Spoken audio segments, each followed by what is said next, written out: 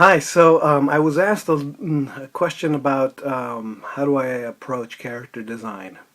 Uh, so I thought I'd do a really quick video overview about this, although I have talked about this in the past, and I'll talk about this in a little moment. In a moment. Hi, my name is Luis Escobar. I'm a storyboard artist on the Simpsons television show. I've been working on the show for 20 years. Um, I've talked about character design a lot in my own blog as well as in the drawing website that I've got. I'm going to try to sum up all of what I've written so far and include links.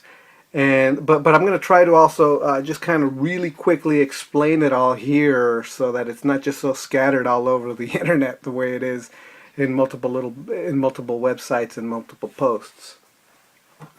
This question specifically said, I was wondering if you could do. Oh, and this is by the way, Mind of a Stoner. Okay, that's the guy who asked the question. I was wondering if you could do a video about how to design your characters. I have ideas of what I want to do. I just can't seem to put my characters to paper and come up with my own drawing style. Thanks in advance. All right, so there's a few things here. Let me see. How is it? Maybe I want to do.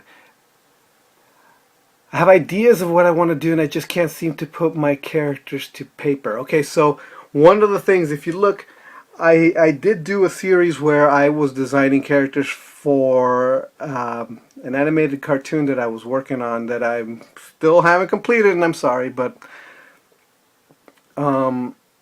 if you look there, you will see that I've got what I did was I went and I looked at a lot of reference. I went online, and I have a specific website that I went to. But as you can see in the posts, you'll see that there's like a lot of photographs. If you scroll down, you'll see all the photographs that I was using to try to get something, a jumping off point, something that will trigger that thing. What you're saying here is, I have no idea what I just can't seem to put the characters. You need, if photography, look for reference. It doesn't just have to be in your head. It doesn't have to just, you don't have to live in a vacuum and not use real world things. Use real world things. Go out, look around, go to the mall, look at other people, look online, look for photographs, look anything. Just get your ideas going. That would be my recommendation on trying to try to get them in uh, just something to get them in your head out onto the paper, um, in some kind of tangible way, something that you can use, something that you could actually have physical there. I mean, it really does help me a lot. Um, I can't seem to put characters to paper and come up with my own drawing style. Okay, so that's a little bit different. Having a drawing style, the only way that you can the drawing style that you want, there's a few things that to talk about there. Drawing style. I have written a video. I have said a video about not worrying about style. You ought to worry about draftsmanship first. Um, let's assume that you've got great draftsmanship. You're just as good as Frank Rosetta. Then what kind of style are you going to use? All right. So once you're competent enough to have good draftsmanship skills, then I would recommend you just start finding sketchbooks of stuff from artists that you admire, styles that you like, uh, comic books of guys whose styles you like, and pick and choose bits and pieces of what they're doing that you really enjoy. Try to emulate it in some way, shape, or form. Um, this isn't plagiarism, because what's going to end up happening is that you're not going to be able to copy them. You're not going to be them. No matter how hard you try, you're still going to be you, and they're going to still be them, and they're going to do what they do better than you can possibly ever how better than you can possibly ever do, because you're not them. What you're trying to emulate is their personality and who they are. And because you are not them, you'll never get what makes them unique. That is a good thing, because it means that whatever you do cannot be emulated either. What comes out of you eventually, from all the hodgepodge of different influences, will be uniquely you. So if you want a specific style, you can do that specific style, but it'll end up being your version of that style, which will end up being unique in and of itself.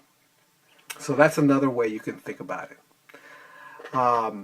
Another thing that I talk about, and specifically with design, there's a few things about character design. There's an advanced. I'm going to talk really quick about it, the advanced elements of character design, and when it comes to character design, it's all about the interior, where the character's coming from, who that character is, will shape everything about the character, including the way he's posed, the way he looks, the way he carries himself, what kind of clothes they wear. This is interior stuff. This is like more advanced stuff. This is what the professionals think about when they're just doing stuff, because they're no longer thinking about the basics of design. Okay, they're thinking about acting, history, storytelling, making the character, creating the character from the inside out, emotionally, historically, who they are, the story behind the character. All right, so always think about that stuff when designing the character. But now let's go back to the fundamentals. Let's go back all the way back to elements that you absolutely need to have before you even start designing a character, and that is the idea of contrast. And in the drawing website, I do have I do break this down with stick figures. That's how simple and these elements are.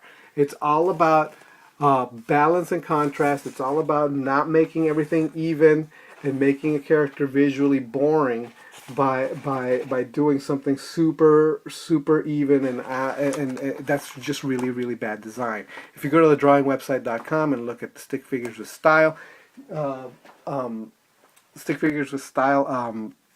post, you can read everything that I have to say about designing like that stick figures and things like that.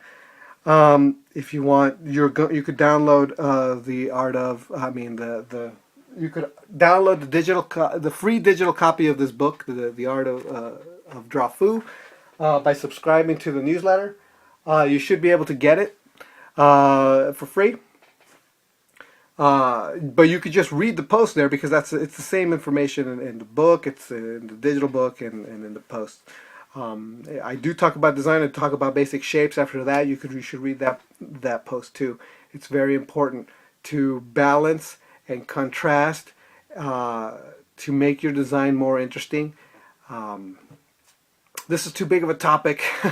I'm sorry I had to sum this up so quickly, but I hope this helps. I hope this is as good.